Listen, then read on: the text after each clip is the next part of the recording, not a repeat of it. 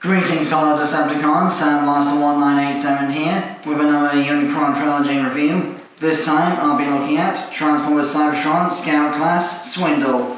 For those who don't know, Swindle was never actually seen in the Transformers Cybertron cartoon, but there was a toy of him made.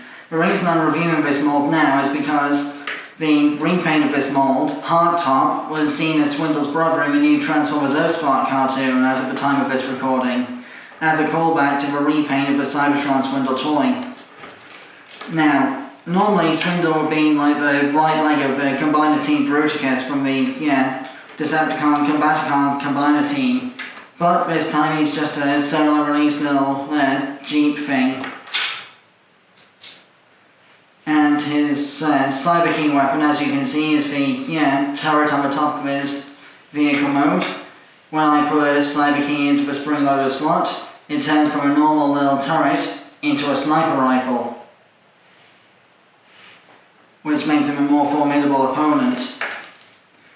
Now, despite the fact that Swindle does not have a Bruticus type compatibility type thing, I have been able to fan mode one from years back, so I'll transform him into that before I actually get around to the robot mode. So, to transform Swindle into a fan-moded Bruticus leg, what you need to do is unfold the leg from the rear like so.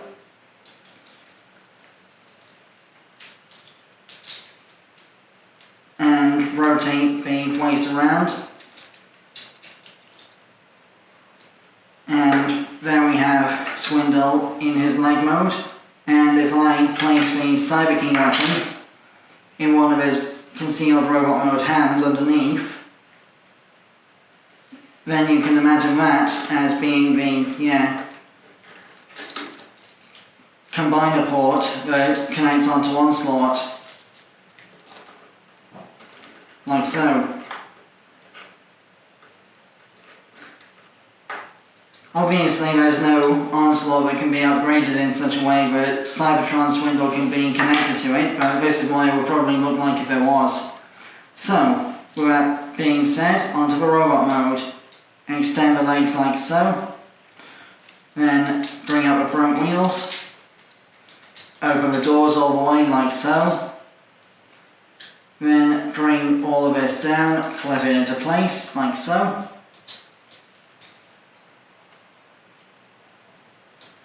Fold up the seat to become the Decepticon symbol chest plate and fold down the arms.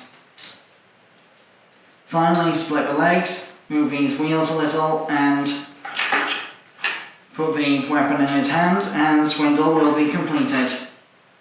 Now, I've had this figure since childhood, so all the joints are a bit loose, but bear with me.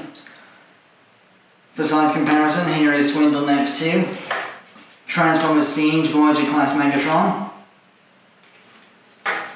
and Transformers Prime Ultimate class Beast Hunters Predaking from my previous review. For articulation, Swindle has got a 360-degree swivel at the neck, ball-jointed shoulders, which are somewhat restricted by this tab here for transformation, a simple 180-degree hinge at the elbow for transformation, a 360-degree waist swivel due to transformation, ball-jointed hips and ball-jointed knees. If you want, you can also hinge the rear wheels down to give him sort of like heel spur supports for backhanded, heavy poses where he's not going to be able to balance properly on his own.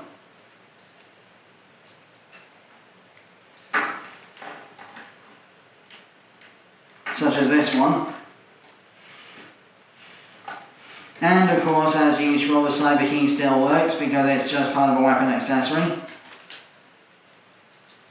Although you need to have Swindle's arm either completely straight like this or have the gun slightly at an outward angle for it to actually go in properly.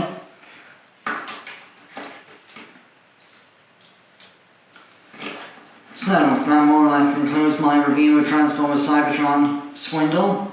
I have been Sandblaster1987. Join me next time when my review will be the Super Mini Ply Gao Icarus model kit. Until then, till all are one.